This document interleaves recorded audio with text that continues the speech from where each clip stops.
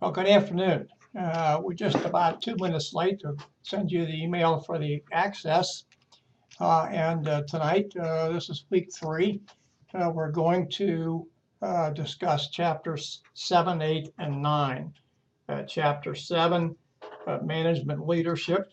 Chapter 8, structuring organizations for today's challenges. And then chapter 9, production and operations management. So let's look at chapter 7 and the learning goals for this chapter. Describe the changes occurring today in the management function. Describe the 4 functions of management.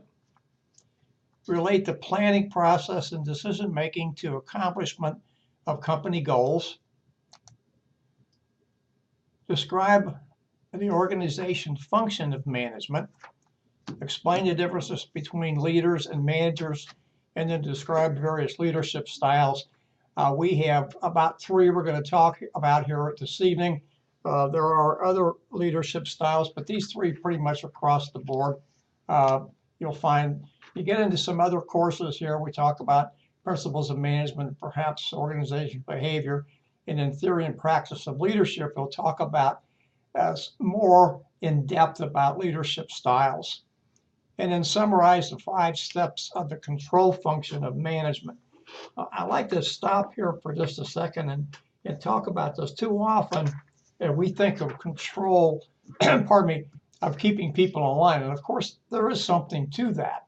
But this is really talking about controlling operations and making sure that quality goes through the entire process. And we'll get to that a little bit more as we move along. This question asks here, what is management? And simply put, it is accomplishing the organization's goals through the 4 functions of management: planning, organizing, leading, and controlling. And notice that controlling does talk about people and talk about organizational resources. Of course, we have to remember that people are part of the organization's resources. They're the human part, they're the most important part, they're also the most expensive. So there has to be some kind of control going on there. But please don't think about this too much as controlling people's behavior in a stick and carrot approach. Obviously, you want people to do what they're supposed to do, and you put things in place to encourage them to do that. Obviously, if they don't do that, there can be termination, or there can be some other type of remedial type things to do to get them to do what it is you want them to do. This particular slide just talks about the difference between today's managers, perhaps managers that we saw some time ago. We find that managers in many cases are younger. We also find that there are more women and minorities in management positions today. We also find there's a greater emphasis on teams today. Now, many times when you have a team, and we talk a little bit about teams in this course, but not a great deal. Many times when you have teams, the team has a team leader, but often the team leader functions more as a facilitator. That is, that he or she makes sure that there's resources in place and irons out issues and things of that nature, as opposed to actually leading. And of course, you have self-functioning teams or self-management teams. They do everything for themselves. And that's a real problem in some cases, because management, even though they set them up, isn't really too sure what they want to do with a self-managing team, because their position, their authority is now taken away when you have a self-management team. And of course, the last thing that's down there on the bottom of the slide, and I want to add to that, team manager or managers must be good communicators. That was a major reason why we had managers in the first place, because of communication. We didn't have the instantaneous communication we have today, like email, text messages, and tweets and things of that nature. So it was the manager who had to deliver the information from senior management about goals and objectives and mission and so on and so forth. But the second part of that piece is, and then actually it's the third part, it talks about team players down there at the bottom. I want to add something else. Managers have to be good, have to have good human relation skills. And we talked about that early on in the course. It's very important for the manager to be able to interact positively with his or her subordinates. If he or she cannot, then they're not going to get the most out of the employees that they want to get out of them. This slide talks about, pardon me, respect and how to get it. And it talks about a number of things here. Strong management is very high, as is sound business strategy. But notice what is really comes in, or I think ought to be higher. We've talked about this before in chapter 4, and that is ethical practices. I think people will respect leaders and managers who espouse sound ethical principles and act on sound ethical principles. Once they show that they're not going to be ethically sound and some of their practices come into question, the respect is going to drop and drop significantly.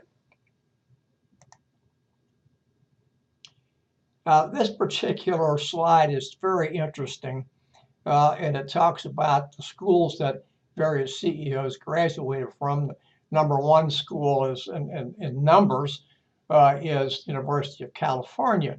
And I assume that that's University of California at Berkeley as opposed to University of California at Los Angeles or some other place. But notice what is tied with that. The School of Hard Knocks. That means that these folks did go to college but didn't graduate. Steve Jobs is one of them, and certainly, of course, he's deceased. But certainly, Bill Gates was one. Bill Gates went to Harvard, and I think he got through his junior year and left because his business was getting places where he needed some. Unless he has completed a degree that I'm not aware of, he does not have a college degree. And of course, there are other ones around as well. 4 functions of management, which we alluded to just a second earlier, and we're going to go through in some respect each and every one of these, some perhaps to a greater extent than others, these 4 principles, 4 functions: planning, organizing, leading, and controlling. And notice here that leading is part of management. And I digress here to tell you, and we'll talk about this a little bit more, all leaders tend to be managers to some extent, and all managers tend to be leaders also to some extent. Now, I know that's a little bit of a cop-out here, and I'm doing that on purpose, because management in and of itself is not leadership. Management is promoting stability. I stayed away from using the term status quo because stability, being stable in operations in any organization, etc., can adapt to change. But these folks there who are managers are promoting stability. Status quo means you don't make any movement whatsoever, so that's why I stay away from that. Although you will hear management or managers promote the status quo.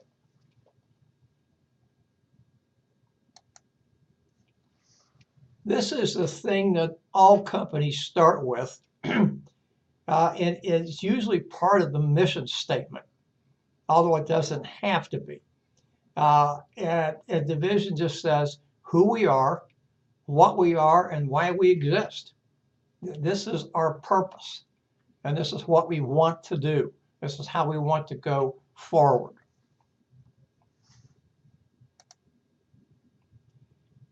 Now, this is how organizations define themselves, as I like to say, and it does talk about the mission. It defines the mission. And there are a number of things in here that are very important. I don't think one is any more important than the other, but certainly philosophy comes in there. Companies will say what their philosophy is. They'll talk about social responsibilities we talked about again in chapter 4.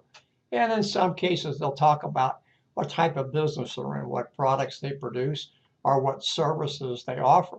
Now, obviously, as you're looking at this slide, either tonight or tomorrow after the lecture is uploaded, you'll notice I left a couple of those things out. Pardon me, and that's not to say that what I mentioned is any less important than what I left out. No, it's not, but those are the things that come to my mind that I like to talk about. Organizations do two things. They set goals and objectives. The goals are part of the mission because they're overarching. They're broad and they are down the road. This is where we want to go, and we want to be able to get there. And then be able to get there, we establish objectives. So look at the mission, pardon me, the goals as here's where we want to be, and then look at the objectives as a roadmap telling you how to get there. Now, of course, today, most automobiles after a certain year have a GPS.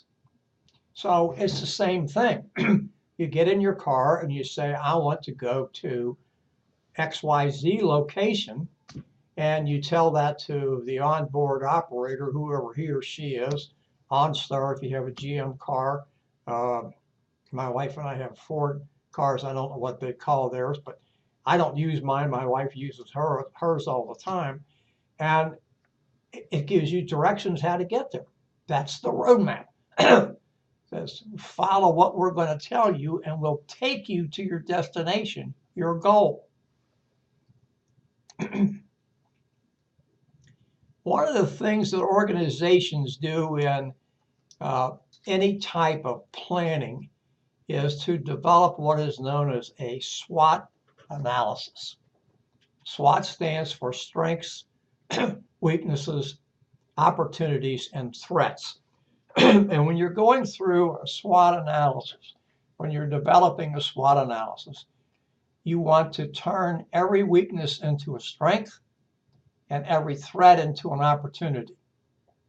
Now, that doesn't mean to say that you're not going to have to do the SWOT analysis again. SWOT analysis is not something that is necessarily permanent. You think of it as an ongoing type thing that you're going to revisit over a period of time. And you're not going to turn weaknesses into strengths overnight, something you have to work on. So it's something that you want to do. So within a SWOT analysis and within these targets and how we get to our goals, we have different types of planning, strategic, tactical, operational, and contingency. This particular slide, really, I know that you can blow this up on your when the recorded lecture is uploaded. There's a way you can blow that up, and I used to be able to do that here, but I've somehow lost that capability. But you can see this. This is figure 7.2 on page 184 in your text. And it gives you some ideas of potential. This says potential internal strengths and the potential internal weaknesses, and the same with potential before opportunities and threats. Gives you some kind of an idea of how you would work through a a SWOT analysis: strengths, weaknesses, opportunities, and threats. And then we follow up with a SWOT analysis, and not necessarily this follows the SWOT analysis, but this gives us some idea, if you will, of the type of planning functions. So we mentioned them: strategic, tactical, operational, and contingency. Strategic is down at the top. These are the boys and girls in the corner offices, I like to say. chief executive officer and his or her executive team, and they set these long-range goals. Then we go from there to the tactical planning. Tactical planning is specific. The goals tend to be shorter range. Now, short range goals, interestingly enough, pardon me, are about a year in duration. They could exceed a year up to 3 years, but seldom any further than that, whereas your strategic planning will be 5 to 10 years, sometimes as far as 20. But companies don't like to go that far because organizations, companies, whatever you want to say, because the environment, outside environment is too dynamic. It's not static. It's not going to stay the same. And so doing 20 years from now is probably longer than they want to do. 5 years tends to be what you see most often. 10 years can be done as well. Operational planning is down here where the rubber meets the road. That's the supervisors and those folks. And they're going to put this tactical plan into operation by showing how they're going to operate. And then contingency plan is what if? What if everything we've done here doesn't work? We have to have some fallback position that we feel comfortable with or we feel comfortable about that we're going to be able to use to implement because we have found out that what we've put together isn't going to work, at least not in the current circumstances. And this just follows up what I've talked about here, the difference in these things, and give you a little bit more information about it. We don't have to talk more about the strategic plan because that's the folks upstairs. And this is going to be a vision, if you will. This is this goal. This is where we want to go. And there's not going to be a lot of specifics there. There are going to be some parameters, horizontal and vertical, if you want to do it that way. Well, I guess this is vertical and this is horizontal. There's going to be some of that. But by and large, they're going to allow the tactical planners to do what they need to do to make this long-term plan, this vision, this strategic plan work. And in the same way with the tactical planners, they're going to go to the operators, the people who are down here in the pits, if you will, the rank and file folks. They're going to say, what is it you need to do to make these things work? And that's what they're talking about: schedules, standards, things of that nature.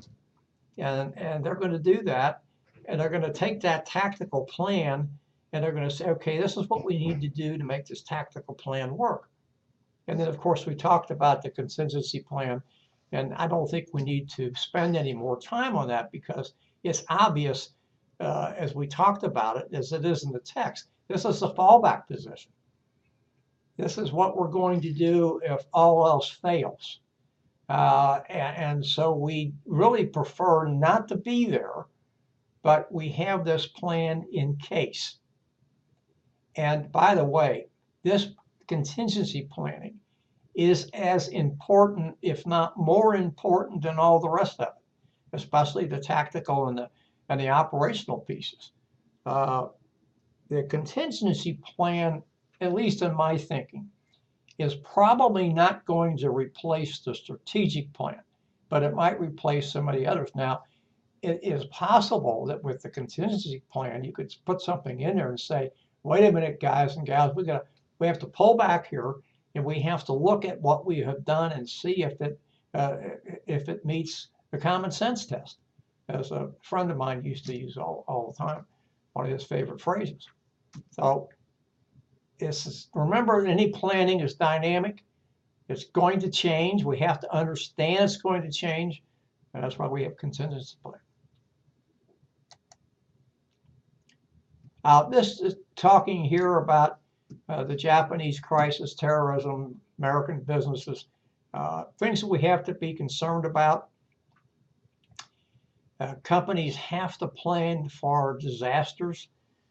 It's a little difficult to plan for man-made disasters such as terrorism, because we don't have a real good feeling about that. We know that there are a number of terrorists running around, and one of their purposes is to do harm to the American economy and American businesses. We don't always know who they are or where they are, and we're concerned some of them may be homegrown. Now, a lot of this gets into politics, and I don't want to go that far, and I don't want to get into that and make this a bigger issue than what it is. But there is domestic terrorism. We have to be concerned about that, and companies have to be concerned about it. Some of that is simply just stealing proprietary information and things of that nature. And that is perhaps a broad definition of terrorism, but it certainly gets into what we would call domestic mischief, and trying to prey on companies and find out what their best practices are, and what some of their confidential information is, and expose that. Well, decision making is probably a little bit more complicated than what we have here. It talks about choosing among two alternatives, two or more, but you have to, there's a lot that goes into it besides just choosing. You have to get information, you have to sort through the information, you have to make sure that you're actually attacking the right thing. Now, by the way, I'm going to move from this. What makes a great CEO? There are some nuggets here that we can take away from. We don't have to worry about being CEOs. I think the second bullet there is probably the best, and we need to think about this in our daily life. Identify our potential risk, and then do whatever it is to not so much remove that risk, although that's the best thing you can do, is to manage it so it doesn't become larger than what's necessary. And I shouldn't say larger than what's necessary. It becomes larger than what we can handle. That's what I really should have said. And of course, CEOs do much more than that, but it's something we need to look at, and we need to make sure that we're paying attention and we're realizing the risk, the potential in our own lives. So we can look here on page 187, and it gives us the decision-making model. This is known as the rational model. And the reason this is known as the rational model is that we have the ability here to get the information we need, and we can put some logic behind this and put it through some kind of a process that is going to make sense to us. The first thing we have to be able to do is to define as a situation, but I'd like to change that around a little bit and say define either the problem or the issue.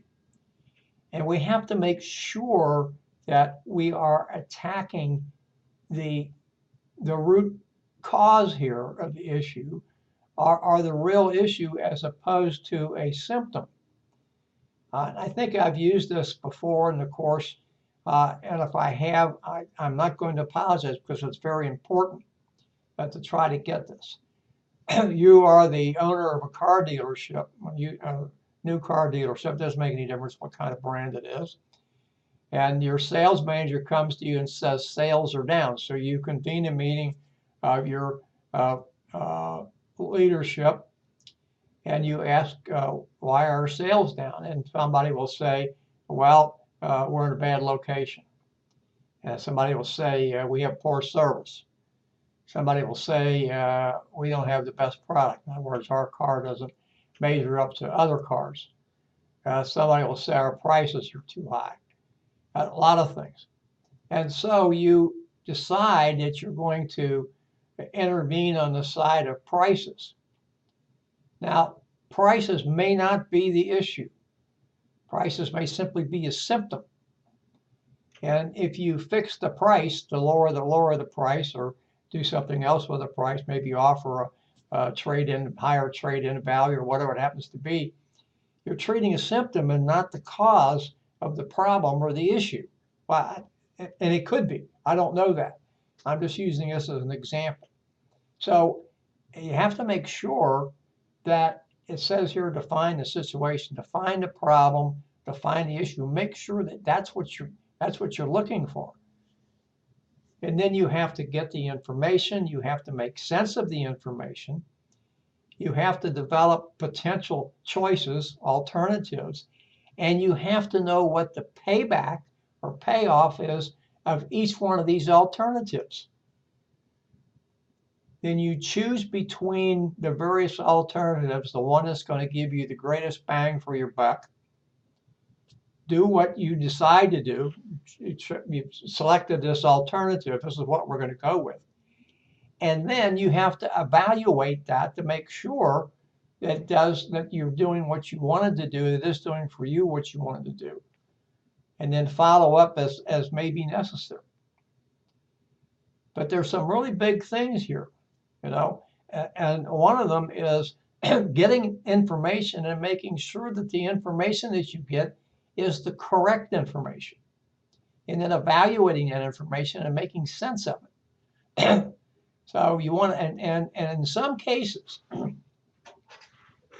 if you're the ultimate decision maker and you're doing this with a bunch of other folks with you, I shouldn't use the term, but other folks with you, it's often best to get yourself out of that situation and let those folks muddle through it and come up with a solution. And the reason for that is because if you stay in that room, you stay in that atmosphere, people are going to defer to what you have to say because you're in charge. Now, the classic example of this was the 1962 missile crisis that we had with Cuba. President Kennedy absented himself from the deliberation process because he knew if he stayed there that people would defer to him because he was the commander-in-chief. Besides being the president, that's one of his other duties, commander-in-chief. And so he got out of that, stayed away from that. It would come in for periodic updates, but he got away from the decision-making process. So he didn't influence the ultimate decision.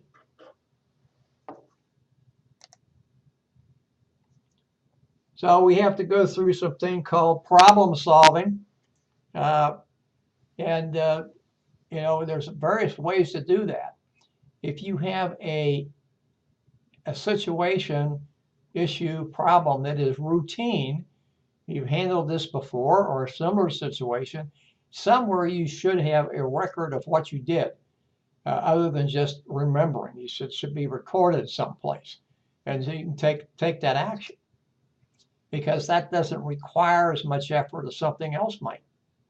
So you look for those everyday problems, as it says here on the slide, and handle those as quickly as possible. Those that don't take a lot of thought process, get them out of the way. Yeah, there's an old story of the old 80-20 rule. You spend 80% of your time on 20% of the problems, and you get their payback's only going to be 20%. And we spend 20% of our time on the bigger problems, and that's where we get the largest payback. So what's important here in this decision-making process is to examine the situation as quickly as possible. And those that can do quick work, you can do quick work with, do those and get them out of the way, and then concentrate on the things that are going to give you the better payback. And then you can use different techniques. PMI is problem-solving technique. Think of this as like balancing your checkbook, pluses and minuses. And it's kind of in a way, it's a checkoff type thing. And then you have pluses on one side, minuses on the other, and then perhaps you go to, okay, what's the outcome of this particular thing? What's going to happen if I do this, that, or something else? So that's a good way to do it. An organizational chart is just simply something that we can look at. It tells us reporting relationships and where people are situated within the organization. in the Army, we call these wiring diagrams.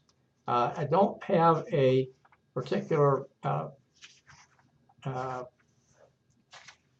figure in the text to show you this, but it just shows it's boxes and then there's little lines, so on and so forth. I'm sure you've all seen them. And sometimes they may not have a person attached there because people move on a routine basis. I just say, okay, it's this position reports to that position, etc. These are the levels of management, and this we do have this in the text. This is figure 7.4, and you can see it in your text on page 188. Top management, middle management, the supervisors, those are the first line managers, like I like to say, and then the rank and file workers. And so we understand that when you see it is a pyramid, we should have more rank and file workers at the bottom as we move up, fewer supervisors, fewer middle managers, and obviously fewer executive officers. We don't really need to go through this. We kind of talked about this before, but we'll kind of go back to the top. Folks are the ones that set the goals and objectives, but mostly the goals, the mission statement, and the vision. And the middle managers are the ones that take that stuff, those things, excuse me, stuff's a bad word to use, those things, and put them into some kind of a plan. Well, remember we talked about that as tactical. And then the supervisors are the ones that do the operational. They're the ones that do the work down where the rubber meets the road. And this just gives you a little bit more here, what you find in the top layers, chief executive officer, chief financial officer, etc. This talks about women who are very influential, CEOs in the United States. There are some here that we won't find because there's been some changes. Meg Whitman, who used to be at eBay, is now the chief executive officer at Hewlett Packard. And there's a few other ones that are not on here, but these are something to give you some kind of an idea of where we find women and how they've done this. Not so much done as CEOs, but where they are. Now, managers have to have three types of skills: technical, human relations, and conceptual. And I want to do this in reverse. The folks upstairs in the corner offices, they have to have the conceptual skills. They have to be able to see the organization as a big picture, and they have to have this mission and vision in their eyes. And that's some way we want to take the organization down the road. They also have to have human skills and, to a lesser extent, technical skills. The middle manager has to have technical skills, a huge amount of human relations skills, and then a smaller amount of conceptual skills. Now, when I say this, it doesn't mean to say that I'm saying they don't have to have any conceptual skills. What they are going to use conceptual skills less often than the senior management is. But they're going to use human relations skills more often than senior management, simply because that's what they have to do. And then the supervisors are the people that really have to have the technical skills. But then, even though the book shows them with fewer human relations skills, I submit to you they have to have just as many human relations skills as they have technical skills, at least in the same quantity, at least in the same percentage, because they're working with people on a day-to-day basis. You know, and it's the old story about you can get more bees to come to honey than you can get them to come to vinegar. You want to treat people like you want to be treated. And you know, we're going to talk a little bit later here the difference between theory X and theory Y. A couple more chapters from now. That'll be next week. But you know, we think about this. You want to be able not only to get along with people, but you want people to get along with you as the supervisor, the first line manager. Here's the greatest word you can use, as far as the greatest two words you can use. Thank you. You can go somebody, I appreciate your work, so on and so forth. But thank you just really goes a long way. You ask somebody to do something for you, say thank you. Somebody does something well, thank you. I appreciate what you did. That will get you a lot further than some other things. And slide is just what we talked about here. And you can see this in figure 7.5 on the bottom of page 189. Staffing. Two things about staffing. That's getting the right people, and of course that comes from recruiting and selecting. Getting them into the right places, and then keeping them there. So you have to be able to recruit good people. And then once you recruit the good people, you have to select the best of the best out of that, put those folks in the right position, and then do all the things that you need to do to keep those people in position over time. It's an arduous process, and it's a continual process. And staffing is not something we do today when we find out that we've got 6 workers walked out the door. We only have 20 in our entire inventory. We just had 30% walk out the door. No, it's continual. It goes on longer and longer and longer and longer. Now, here's a thing here about this: don't hire someone because somebody else says so. Well, yeah, I agree with that, but what that's also saying is you have to be careful about employee referral. As somebody who works for you referring somebody else for work. Normally speaking, if you have a good referral program where you're, asking your folks to refer people to them, your current employees, and they're somehow rewarded for that, for sending in a person who turns out to be a good employee, and to get some kind of reward if the person stayed there 6 months or a year, whatever the thing happens to be. Normally speaking, if you have an employee who refers someone else for a job, that person's probably going to be a good fit, because this employee doesn't want somebody coming back to him and saying, how come you recommended John or Susie, because they can't do the job. A couple of other things there. Don't put the person in the wrong position. And then look at here, it talks about don't forget feedback, promotions, other opportunities, etc. All this gets going. But was there one thing that's mentioned here, and we don't talk a lot about recruiting and things of that nature? That is first impression bias.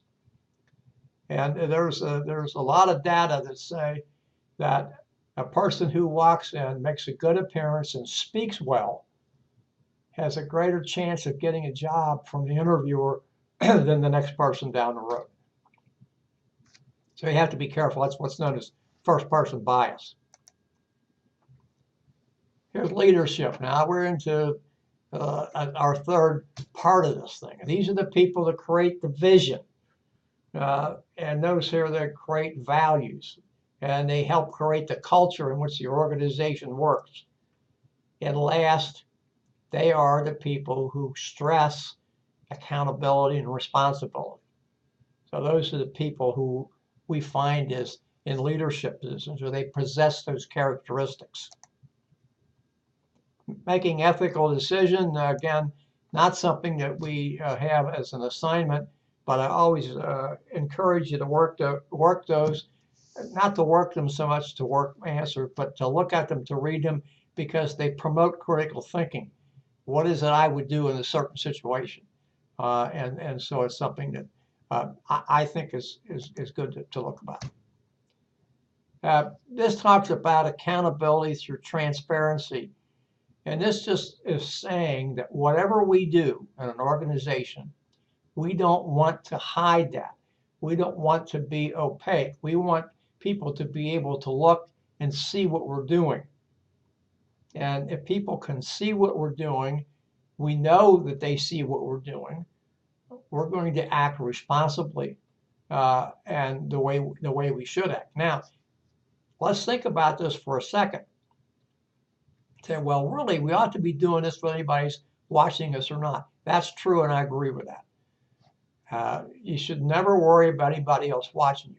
But here's an old story, that employees will only do what the boss checks up on.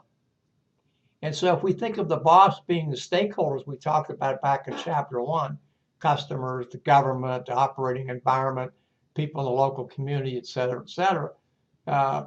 we're going to do the things that we need to do. Now, again, you should do the right thing whether anybody's looking at you or not. There's no question about that. But if you know somebody's watching you, the chances of you not doing it diminish greatly. Now, we're talking next about leadership skills, and you can see this chart, or we're going to come to the chart here in a second. They talk about, leadership styles, not skills, styles, beg your pardon. Talk about 3 here: autocratic, participative, and free rein. And we can see this on the slide here. Again, not real well, but you can see it on page 192. And this is how the leader uses certain things and what he or she's going to be able to do. And the autocrat is pretty much based upon what we can say is my way or the highway. This is what we're going to do, and you get compliance by coercion. In other words, people are concerned about what's going to happen to them if they don't comply, and therefore they're going to do what's being asked of them. May not like it, but they're going to do it. Participative, also known as democratic. This is where the supervisor or manager gets together with the employees, and they have a collective responsibility for coming up with the decision.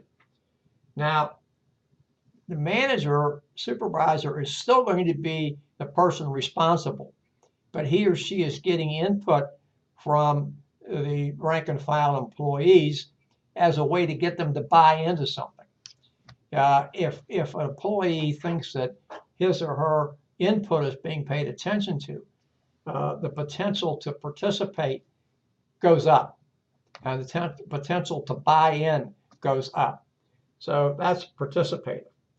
And then the last we come up with is free rein, also known as laissez-faire, where kind of management, or the manager our leader has a hands-off philosophy, and they allow the employees to kind of do their own thing within some limitations, but those limitations usually are fairly loose. So those are the 3. Autocrat, obviously don't ask for any input.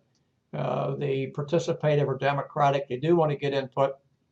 And then the laissez-faire, kind of a hands-off from management style, and you can do as you see. This talks about there are 4 types of leaders: rationalists, humanists, politicists, and culturists. You can make of these as what you want.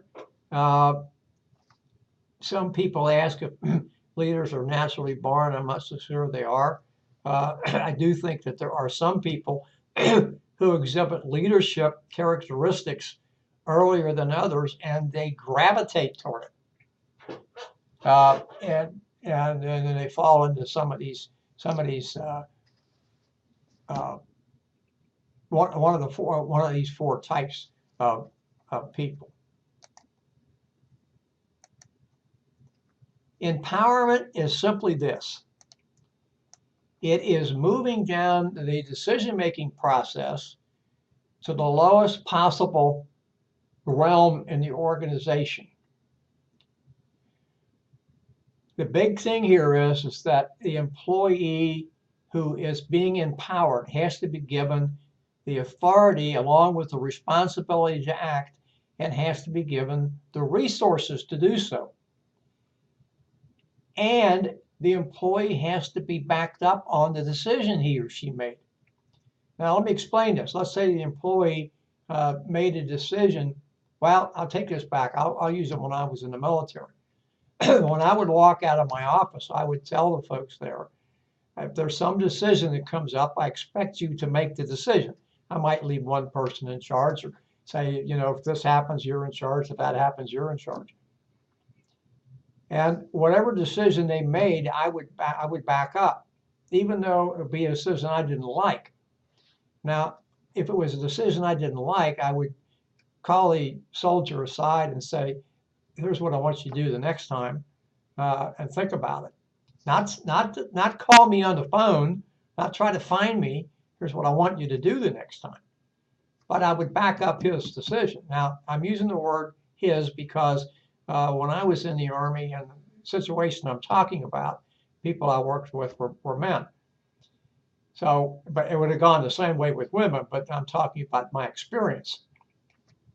So we have to foster that in these folks, give them the authority and the responsibility to act, and then back them up, plus give them whatever resources, training, whatever happens to be able to do that. One of the reasons we do this is that they can act upon things a lot quicker than going through all the bureaucracy and the red tape. That's what we're trying to do. Notice that second bullet there. Customers' issues are handled more quickly. It's just talking here about managers working smarter, and it's part of this empowerment thing. Let the folks beneath you make the decisions they can make. Empower them to do that. Only take on the monkeys that really are going to give you great payback. The ones that aren't, let somebody else take care of that. Yeah, you have to know what's going on. Yeah, you have to back those people up, but let them make those decisions. Knowledge management, we have to know what this is. We have to get the right information. We have to make sense of it. We have to make sure that the information is accessible to the people that need the information, and we have to act accordingly. These are the 5 steps of controlling. You can see this in figure 7.7 at the bottom of page 195. Let's take this the way you go. You have to set standards. You have to monitor this. You have to monitor and record what is happening, the performance. You compare the results of the performance against the standards. You tell everybody what happened, and then you take corrective action. Now, I like to use this as, let's say you have a tolerance, and this is your tolerance, and everything between my right hand down here and my left hand up here is within tolerance. Of course, the closer the gap is, the better you like it, because that means that it's the best product you can turn out. But that's okay. But when we get something that's way down here, or something that's way up here, then we have to take corrective action. And we don't take that corrective action simply when it gets to the end of the line and we're doing what we call quality control, and something doesn't meet the quality, we're pitching. We have to establish this quality control, this type of control, this operational control, and then the quality throughout the entire process. And so I prefer to call it quality assurance instead of quality control. Because as we define quality control in the United States for a long period of time, it's just what I said. End of the line, we went through the different products and threw this out and that out and that out, didn't meet specifications. What did we do? We didn't control quality at all because it went all the way through the production process and it didn't meet specifications.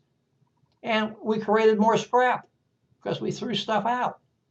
That's not a way to do business. But we did that for too long because we didn't have a lot of competition in the world. The United States did. So that control has to be monitored through the entire process of manufacturing, not just the end, through the entire process. And we have to take corrective action when it is necessary. This just talks about being a micromanager. Don't do that. It doesn't help you. It doesn't help anybody else. Do do the things that you need to do and parcel out the things that you don't need to do. And don't be coming to people all the time and looking over their shoulder. It doesn't work. I read a book that Lee Iacocca, the former vice president, I guess he was, or president of Ford Operations until he and Henry Ford fell out of favor. And then he went to Chrysler and was successful at Chrysler, helping to turn Chrysler around at that time. And he said he didn't like two kinds of managers. Well, maybe the same type, really. The kind that always took work home and the kind that never took vacations. He said that, you know, if you can't do that, this shows you're not doing a very good job of managing your time and your work. And he didn't like that. He wanted people to take vacations, and he wanted people not to take work home on a regular basis. I'm sure sometimes it may be, but you have to be careful. How do we measure success? You talk to your customers, and you find out how well you're meeting their expectations. And you make adjustments that when you're not meeting them. And then you talk to your internal customers and make sure that the people who are, and think of this as an assembly line. They're putting, you have a cube and they're putting one part of the cube in and then sending it down to the next person on the assembly line. And if they've not assembled that correctly, then it causes the person down at the assembly, the next part station, the assembly line, to stop doing what he or she's doing and do one of two things. Send the product, pardon me, send the product back for correction, or he or she takes time out to make the correction. So we have lost time, non-productive time. So we have to make sure that what we're doing within the corporation is making sense and we're moving that aspect of it forward. Well, we've come to 5:24. We've finished chapter 7. Let's take a break until 5:30, and then we'll come back and start chapter 8. Thank you. Please come back 5:30.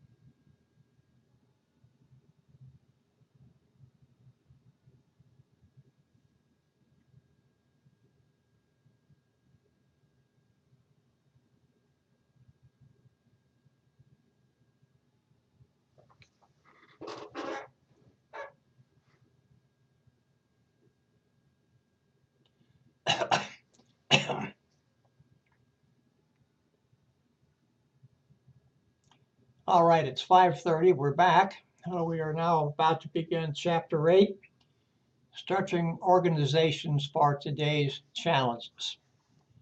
And let's look at our learning goals. But hopefully we're going to be able, and you'll see this, we outline the basic principles of organization management. We're going to talk about two thinkers outside the United States. Compare the organizational theories of both Fayol and Weber. Notice that his name is spelled W-E-B-E-R, but W in German is pronounced as a V, so it's Weber. Evaluate the choices managers make in structuring organizations. Contrast the various organizational models. That's not a huge number here, by the way. Identify the benefits of inter-firm cooperation and coordination. And now that's between firms. That's not within the firm. Within the firm would be intra. And then explain how organizational culture can help businesses adapt to change.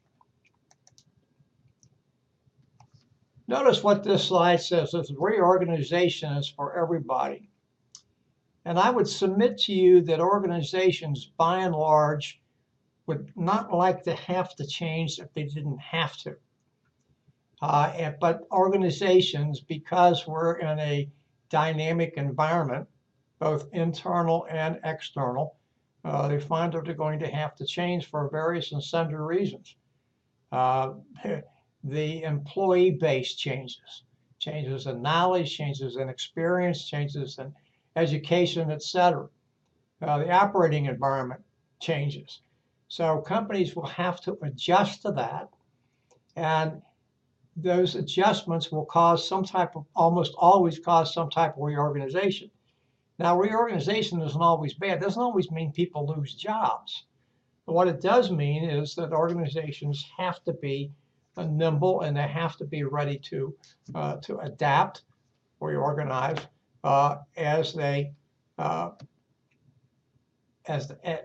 the situation dictates.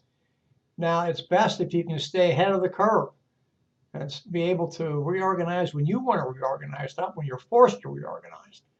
So companies need to do this environmental scanning. What's out there? What's going to make us change? How can we adapt so we're ahead of that required change? That's what we're all talking about here.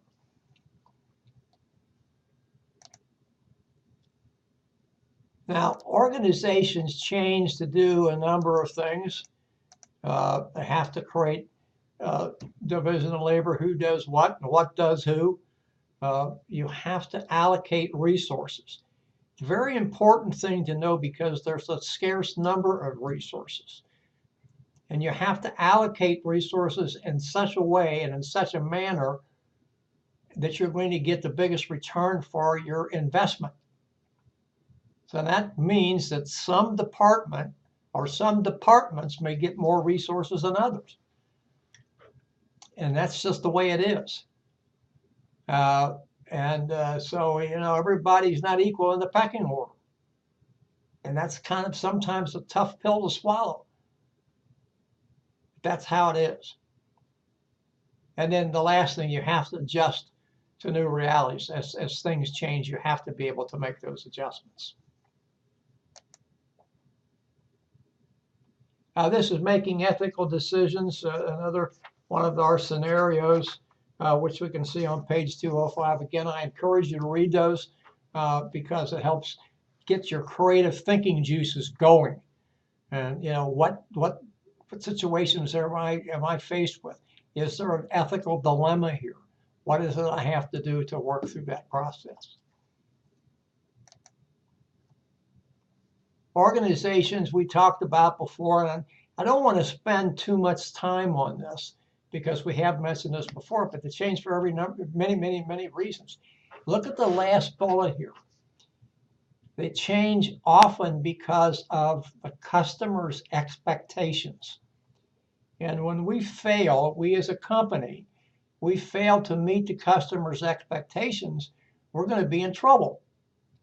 Because the customer now doesn't want to do business with us, doesn't want to buy our product or service, They're going to go someplace else. So we have to keep this flexibility, this being agile there, not just to be changing, but to be changing to meet the challenges that we have, the opportunities that we have, and make them opportunities and not threats. Part of what you would call risk management, which we're going to talk about much later. This particular slide, I like to call these, as you know, gee whiz slides, but how things have changed. Now, one of the things it mentions here is the number of daily newspapers in the United States has dropped by over 100 from 2000 to 2010. I submit to you it's probably dropped even further since then. Cincinnati, when I was growing up, I'm not a Cincinnatian, but I've lived in the Cincinnati, greater Cincinnati area all my life. We had 3 daily newspapers. There's 1 today. And that paper, the paper is not even printed in Cincinnati. It's printed outside of Dayton, Ohio. It's just not that far up the road, but it's not printed in Cincinnati. That just shows you how things have changed. Interestingly, though, the number of books that have been published, we keep hearing about that's going to cease. We're going to go to ebooks. Has gone up exponentially. One of the things we have to do in organizations is to have what's known as economies of scale, and this can be accomplished any number of ways: buying less raw product, using less raw product, working with your suppliers to get the best product, to get the best price, all those sorts of things. Now, notice here, and this is important, and it's important to read this because we have to let this sink in just a little bit. The average cost of goods decreases as production levels rise. So obviously, we want more production, but by the same token, we have to make sure that we're doing the right things to keep that cost low. Now, when I talk about low here, do not mistake the word low for cheap. We want to keep the cost low so we can maximize profit. But that does not mean that we want to cut quality. We want to cut quality, then we're going to be in some other business. We need to keep our manufacturing costs down while still keeping our quality up. And it's something that companies will need to work on. Now, this gentleman, Henri Fayol, a Frenchman, published this book in 1919, and then it came to the United States about 30 years later. Now, Fayol, pardon me, has a number of principles here, and you can see these enumerated on page 207, and the last one on page 2, top of page 208. And I'm not going to go through each one of these, but there are some that are important. We've already talked about division of labor. There has to be, notice he talks about clear communication.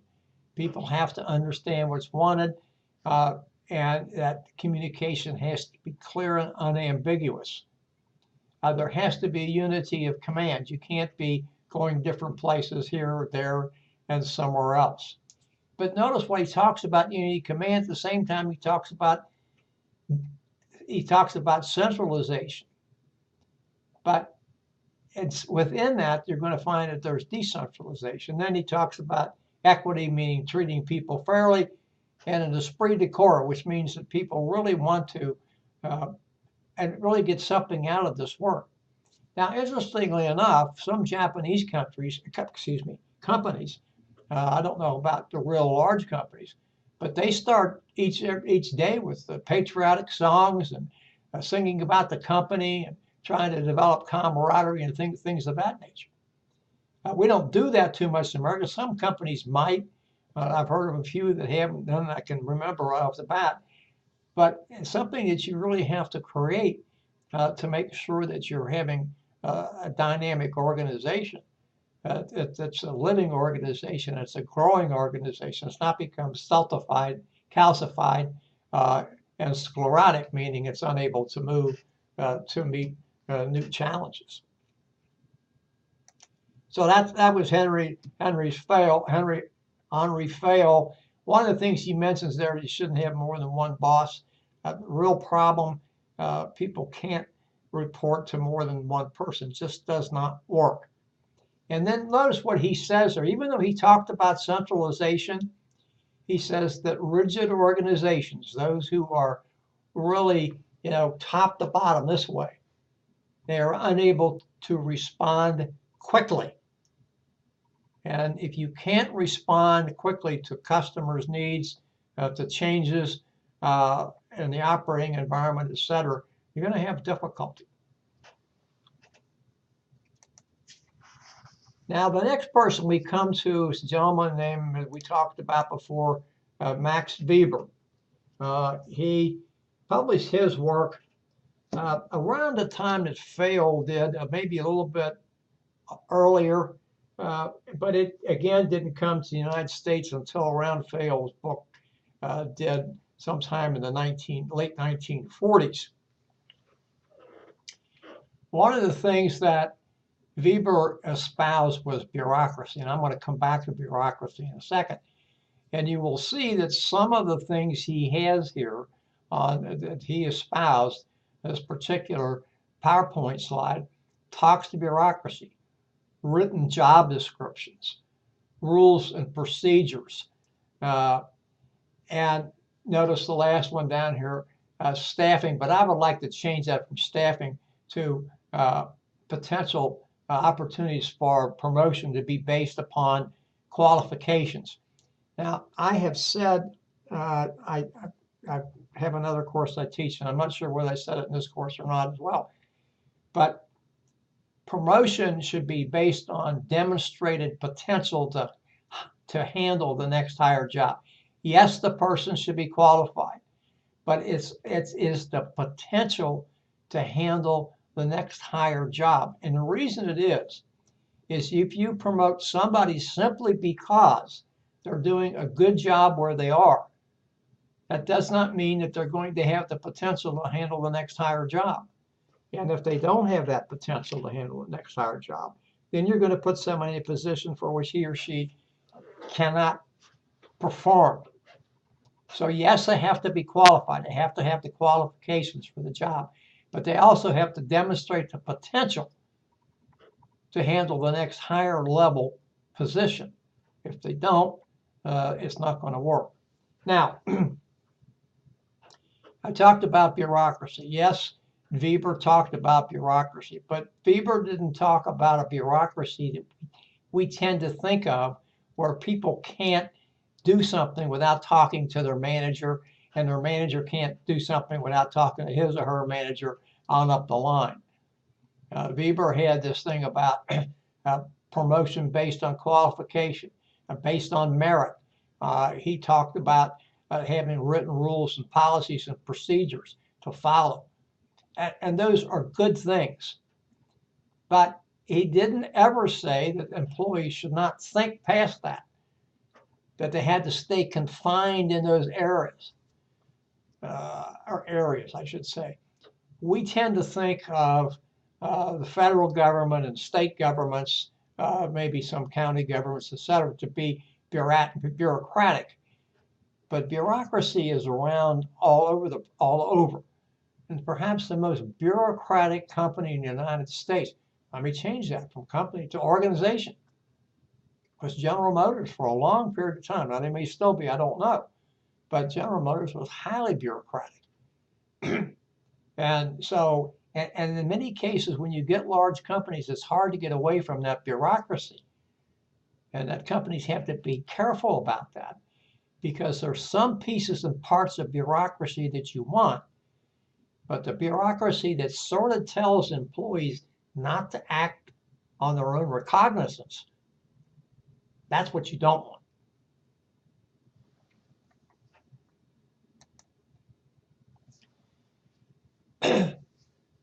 Hierarchy and chain of command. Hierarchy just means that it's mostly a top to bottom organization.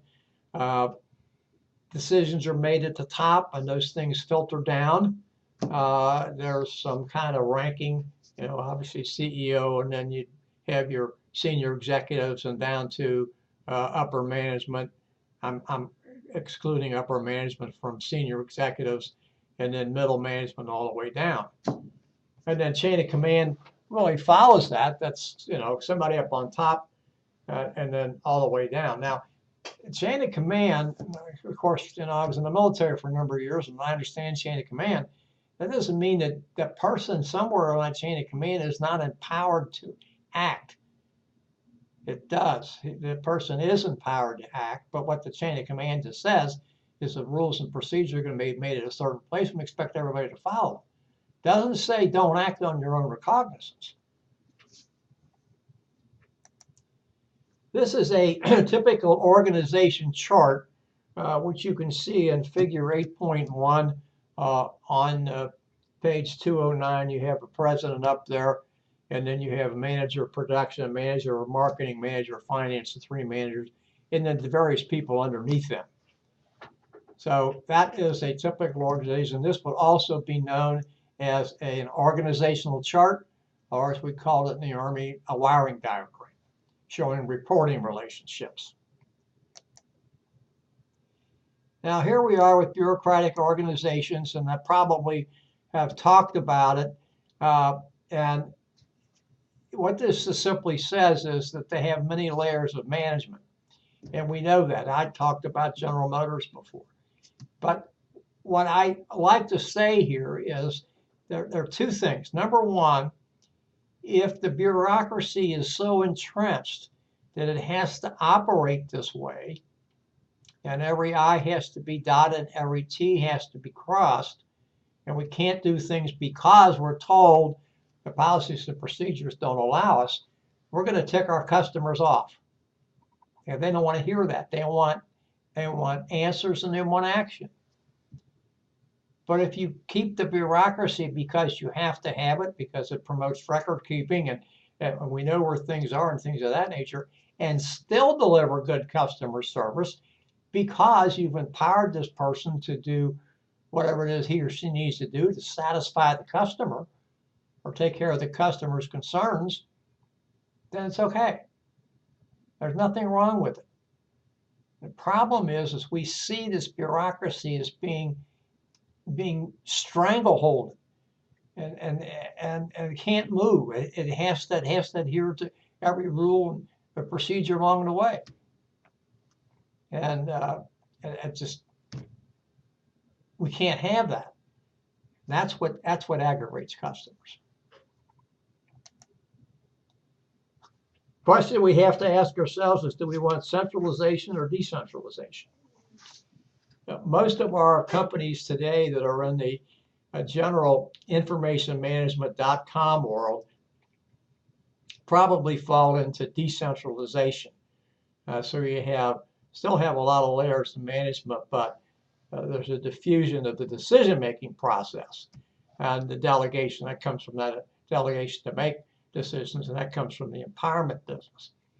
And one of the reasons we have that today, regardless of changing in how we construct organizations, is because we have instant messaging, and we have instant communications, and people have information in front of them a lot quicker than it did years ago. So we don't see all this top-down management, or we don't see as much of it as we used to see. So I would submit to you, probably need two kinds. You need centralized authority for the folks upstairs to set the broad mission goals and objectives. And you need decentralized authority to carry that out. Here's the plan. You folks figure out how you're going to do it. It gives you both. It gives you the folks upstairs who are doing what they're supposed to do, centralized. In other words, they're not opening that up to second guessing by the rank and file employee. Now they may get input from them, But once the decision is made, that's what they expect. But they're not going to tell the folks beneath them, this is what we want. You figure out how you're going to carry it out and get out of the way, give them the resources to take care of it. Span of control simply means the number of persons that report to a supervisor or manager. Doesn't make any difference what that number is. We have a greater span of control today simply because of the ability to communicate easier and quicker and across a broad spectrum. So we find that, and of course what's happened here is it's made the middle manager an endangered species because he or she isn't needed any longer to pass on the orders from on high, if you will. We can have two kinds of organizations, basically a tall organization or a flat organization, and it just depends on what you want. Tall organization, thinking of its stovepipe, everything comes from top to bottom. Whereas a flat organization, you have fewer layers of management. Now, if you look at figure 8.3 at the bottom of page 211, and we'll call the slide up here, it's the same one. This is a flat organization here. And what you have on top is the owner-manager. Now, think of this as either or, an owner or a manager. And then a number of people beneath him. Notice so many people on the same horizontal plane instead of a couple on this horizontal plane and a couple more on this horizontal plane, and now 8 or 10 or 12 on this horizontal plane.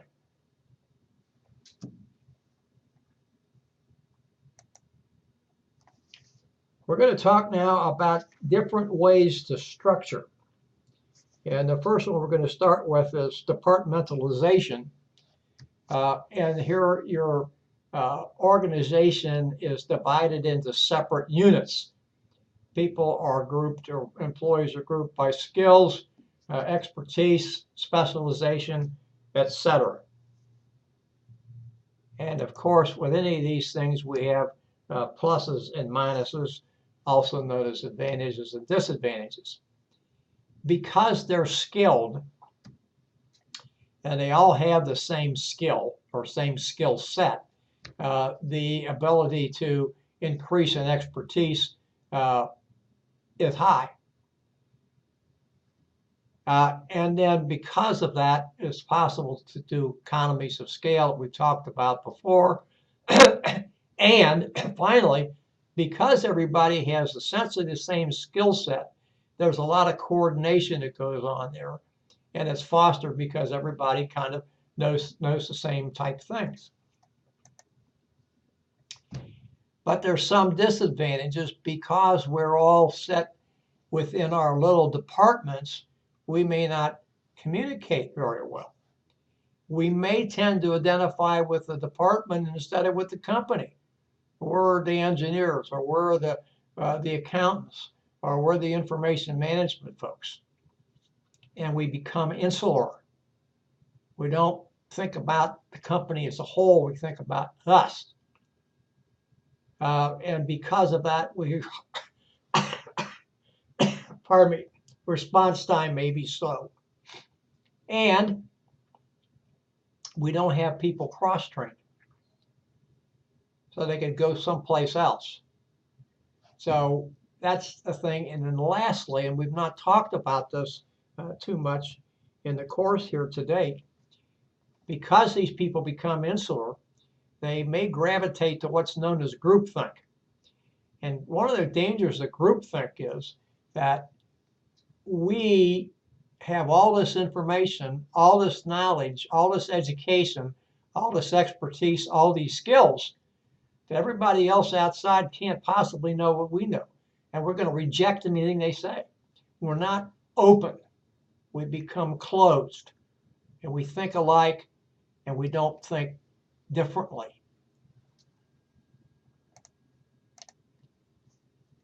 Now, here are ways to departmentalize, and this is figure 8.5 in your text. is one way. Notice up here, if you look at page 214, it can be done by product, can be done by function, can be done by customer group, can be done by geography, can be done by process. So there's a number of ways you can departmentalize depending upon what works best for a particular company. There are different ways to structure an organization. This tells about line organizations, line and staff, matrix style, and then cross-functional. And then not only cross-functional self-managed teams. Excuse me, I didn't go far enough. Line organization is pretty simple because these are the people who do the work, the people who work on the line. And you have direct communication between supervisor and the line worker, and forth. So everybody's kind of doing the same thing in a way. Line and staff is just a little bit different. We still have the line employees who are responsible for production. But now we have these staff employees who are the experts in certain things. Human resources, could be accounting, it could be technical, say as information management, it could be something else. The staff people are there to assist the line people with the technical aspects of their job, but they are not to tell them how to do the job. So what I'm saying here is that the staff person can tell the line person, this is what you should be doing, and the line person can just say, I'm not going to pay attention to you because what I'm doing works better. And so there's always a little bit of a rub here. And we have to remember that the line person or people are responsible for production, and the staff people are there to give them technical expertise. They're not telling them how to do something. Well, they probably do in some fashion, but if they're not there to tell them how to do it and then follow through on that tell-how, it just doesn't work that way. This is a line organization. Notice there's no specialist in a line organization. Everybody's a worker. Everybody's a production worker. Better way to say that.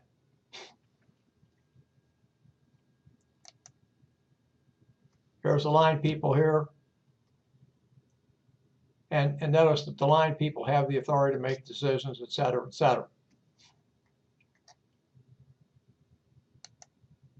And then here's the staff folks, what they do and how they do it. And here's a simple line and staff organization, which you can see in figure 8.6 on page 216. So you notice here that the staff people off to the left, as you're looking at the slide, are the human resource management folks. On the right, the legal department, and then the marketing research department. But the line goes directly from the chief executive officer to the plant manager, and then to the various people, those supervisors.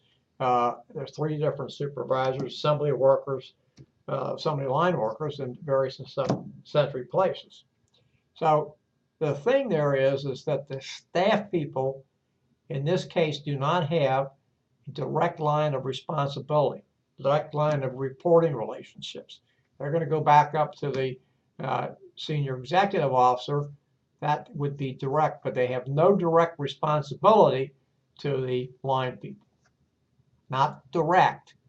They're there to help them. They're there to assist them. Technical expertise, but not to tell them how to do the job. Matrix organization is a strange animal because people are brought in from various and sundry places within the organization. And notice the slide here uses the term specialists. And they come together mostly to work on a special project. But they still remain part of their original department. I'm just going to use that term. So they may still be a line person, they may still be a staff person. So now here we are I still belong over here to line X, or I still belong to staff Y, but I'm working for matrix person C. So now I have two bosses. What do I do here? Now notice that the object of a matrix team, it was called matrix organization, but I'm going to call it matrix team, is to come together quickly to solve a problem or work on a project, and to finish that project as quickly as possible and go back to where they had been before. And they're brought together because they have hopefully they'll develop some synergy, and they'll be creative and do things that are necessary to be done. They're brought in because of this different expertise. And so hopefully that will create some good working relationships. They'll work on their issue. They'll finish it quickly. Pardon me, they'll go back where they used to be. Now, this gives you, pardon me, a sample matrix organization. And this, again, this is a slide that you can see 8.7, pardon me, on page 217. And we don't want to go through each one of these particularly, but this just gives you an idea of how they're brought together. And I like to talk about this as teams, simply because my experience is, this is my experience. I've seen teams brought together like this. They weren't necessarily called matrix teams, but they were brought together, and they worked for a period of time, and they went back to where they used to be. This is a little bit different, where you see people melding together within the organization. And so in some respects, what this is saying to you is the organization does not have defined boundaries. That's probably partially true and probably partially not, because you notice there are defined boundaries, but these people are working together to create some synergy and to do some things differently. It's a peculiar animal. People have to know how to adjust to it, and it probably doesn't work over the long haul. There are some advantages because it talks about flexibility and assigning people. It promotes cooperation and teamwork. It does say that there's an efficient use of organization resources. I would challenge that in some cases, especially if the person is still beholden to his or her original department. I'm not so sure how good a use of resources that is, especially if he or she's still required to do some stuff back at the old place, and that happens quite often. It's very difficult to let employees completely go, if you will. So you have to be careful about that. And of course, they're brought together for solutions. They're not brought together necessarily for camaraderie. Of course, they hope camaraderie is developed, but they're there to work on solutions. Well, obviously, with any thing that has a lot of advantages, there have to be some disadvantages. And the first and foremost is that it's complex, difficult to manage, and is costly. There's confusion. Who do I belong to? Where's my loyalty lie? Is it here with this matrix team I'm working for, or is it back with my boss down the hall? It is temporary, but it may be a long time, pardon me, a long-term issue. And so you're putting a temporary fix on something that's a long-term issue. And so you're going to have to decide whether you're going to fish or cut bait. And then notice the last thing here. And this is probably very important. This is a team that's been created that is not going to be permanent. Now, in and of itself, there's nothing wrong with that. If a team is brought together to work on a problem, understands it's going to do that, and then it's going to adjourn and go back to where it came from. This is different. This is bringing people in to form a team, understanding they're not going to be permanent. So I hope I didn't make cause some confusion here. We know the teams come together, our teams are put together to work on a particular problem, and they're going to disband. What this is really saying is that these people come together and they know they're not going to work together for a long period of time. And so that may create some not good cohesion. I hope I didn't confuse anybody with my explanation. Cross-functional team is a little bit different than a matrix team because it brings people in from different parts of the company, organization, to work together long term, not like a matrix organization. And so it's a little bit different. What you're doing here is you're establishing something for the long term instead of for the short term. And then you're doing some empowerment here. Notice that this cross-functional team, and you're empowering people here to work with customers, suppliers, all sorts of stakeholders. So you're doing a little bit more here. This says that cross-functional teams work best when they're attuned to the customer. And notice also that this teams here, they're talking about these teams actually including these people. But I would submit to you they don't have to include those people as much as perhaps they could have an advocate for them working on the team.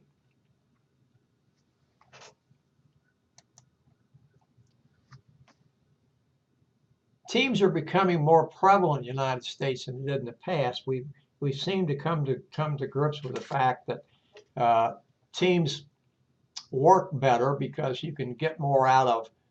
That's the old saw anyway. Get more out of two people. That would constitute probably a group as opposed to a team, but you can get more out of several people than you can with one because you have economies of scale. You have additional expertise, additional knowledge, et cetera, et cetera, et cetera. Teams are very good, but they're only good when they know what they're supposed to be doing. Clear goals, complementary skills. Everybody is accountable on the team, not just one person. And they have the ability, because of their expertise, to work cross-functionally. That is, somebody can pick up what somebody else's duties are.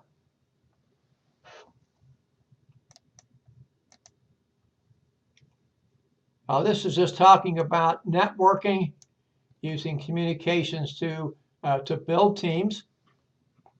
And this is also talking about linking organizations with other organizations and allowing them to work together. We have to be careful about this in the United States because we have anti-competitive rules, but as long as they're working together to do something that doesn't become anti-competitive or keeps the competitive people out or stifles competition, that's not an issue.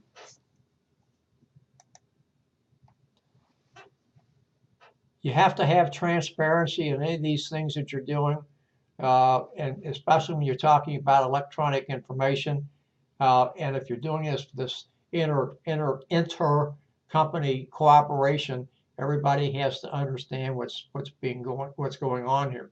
So you have a good melding of getting out of it what you're trying to get out of it. If there is no transparency, then that causes the relationship to be spoiled pretty quickly. And that's not going to work. It's something you certainly don't want to do. But we know what a virtual corporation is. They're virtual teams, the people that use this sort of a medium to work together and to take on tasks, etc. This shows you a virtual corporation, and notice what they're doing here. They're showing one organization as being, it calls it core firm here. Think of it as hub. And then this shows these various other firms around the outside.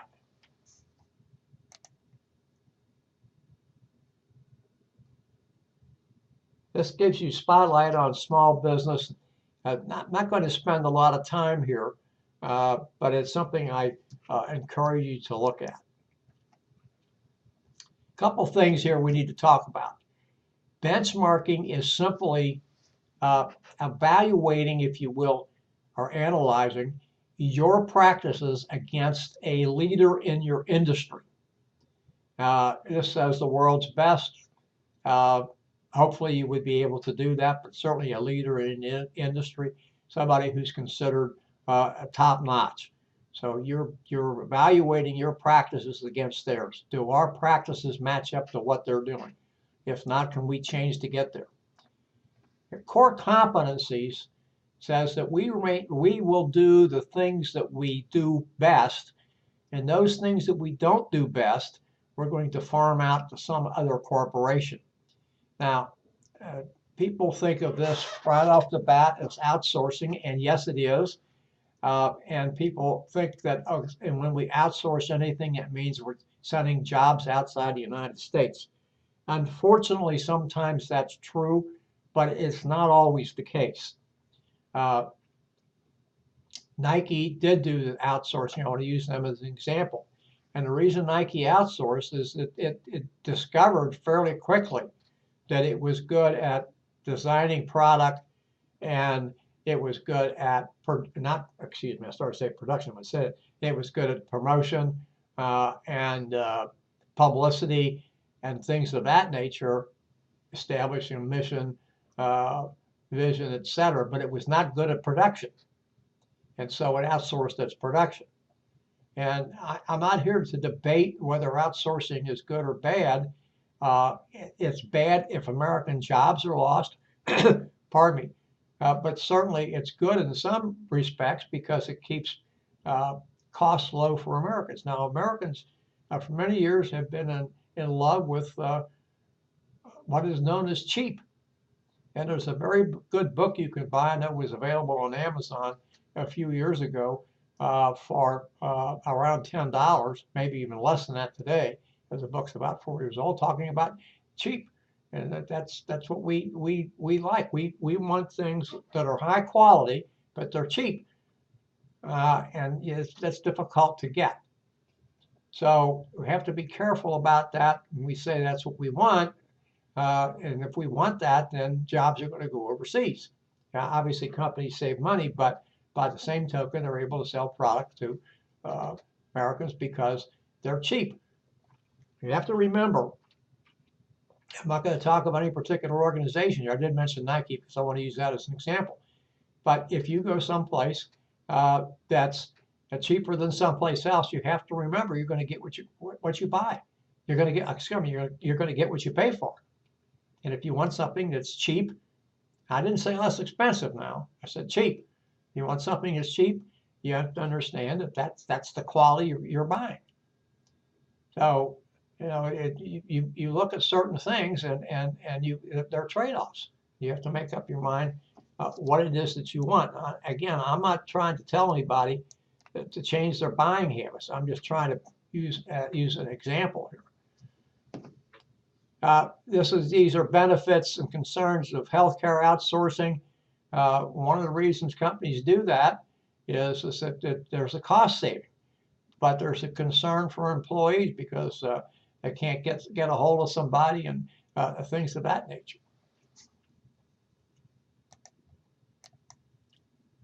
This just talks about what jobs could be outsourced next. Don't know how much we want to go there, but certainly manufacturing has been outsourced quite a bit. Although, and we're going to find out here shortly, that America is still a major manufacturer. A lot of people don't think that. And when you read, I think it's page 225. I'll get the right page for you when we get in the next, in the next hour, in the next chapter. Make sure that you read that correctly, because I often have students that read that incorrectly and think that America are not still a major manufacturer. It is. We have fewer manufacturing jobs today than we've ever had. because of technology. That's not going to change. So we have to figure out what we want to do. Do we want to continue to keeping manufacturing jobs and not become a world supplier, or do we want to be a world supplier and understand we're going to lose some manufacturing jobs? Here's an idea for you right there. When's the last time any of you saw a typewriter? I don't think they're made in the United States anymore. Right? I have two little illustrative stories. When I moved back here to the northern Kentucky area, was right across here from Cincinnati, my wife and I moved back. I had a typewriter that I like to use to do certain things. And so it was not working. And I took it to the only typewriter repair place in the greater Cincinnati area. And I left it there, and I had to give them a deposit to look at it, $25 or $30. And they looked at it and called me on the phone and said, "We can't repair it. It's beyond repair. And you know, there's no way we can repair it, et cetera, et cetera." So I said, "Okay, thank you." And my mother had one that she didn't use, so I did use hers for a while until I got smart enough to learn how to do certain things on a computer. The second story I want to mention to you is for a period of over 18 months, maybe close to 2 years, in our offices here, we had a IBM Selectric typewriter that was sitting on a countertop out in the hall here that anybody could have taken it. I know it was out there for 2 years and nobody touched it. I don't know whatever happened to it, but certainly nobody wanted it because typewriters are passé. There was there was an outfit in Italy that was still at least repairing typewriters. I don't know if it still does.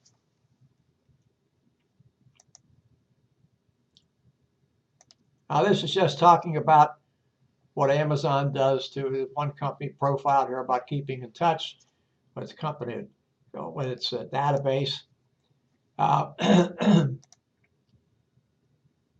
This talks about Twitter and those folks.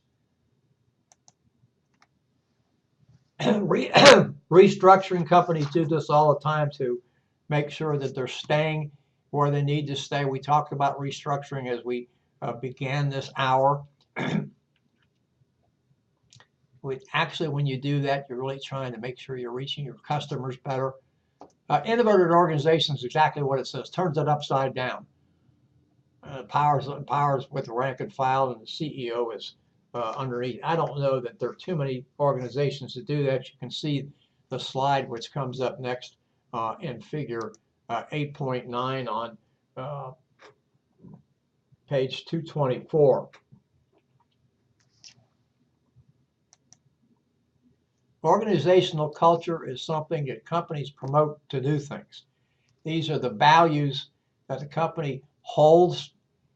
These are the way people act in the company, the way the company wants people to act.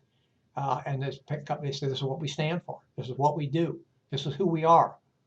And the companies successful companies try to hire people who espouse those values or can take them on and be successful.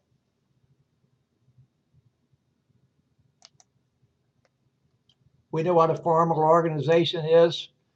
It outlines lines of authority and has certain parameters. Notice we come back to what we talked about early on. This type of company is slow to respond because it has certain rules. It tends to be rigid and flexible. Informal organization, these are the ones we talked about that have horizontal specialization, etc. They tend to be flexible. They don't have as many rules. They try to promote spontaneity amongst their employees, and they do a lot of empowerment, and that's why they're successful. You're going to notice this when you look at the Zappos video, and it's a very interesting video. A lot of humor in that video, but they also say some things that are very, very, very important to listen to.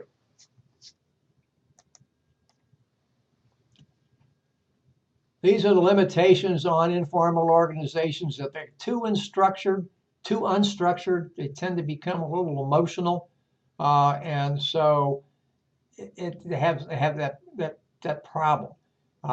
And you know, emotion's okay, but it can't carry the day. And when it does carry the day, there are some issues there.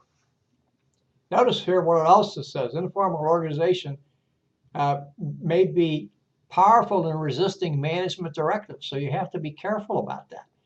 It's kind of balancing against itself, or bouncing against itself.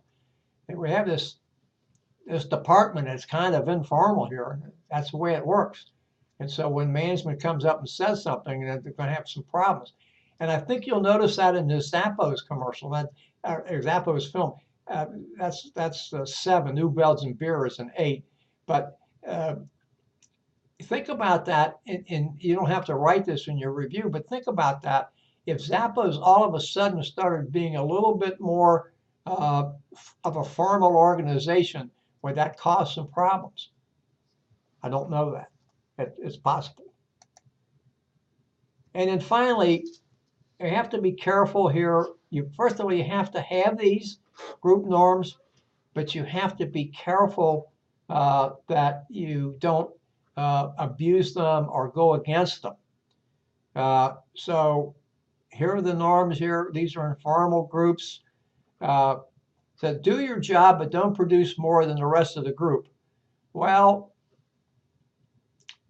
yeah, no, maybe. I'm not sure that follows. I don't know that that is something that we see a lot. That certainly goes against what Elton Mayo found, although that was not considered an informal group. They had this: don't produce more than what you're supposed to. And we'll talk about Mayo when we get to that in a couple of chapters.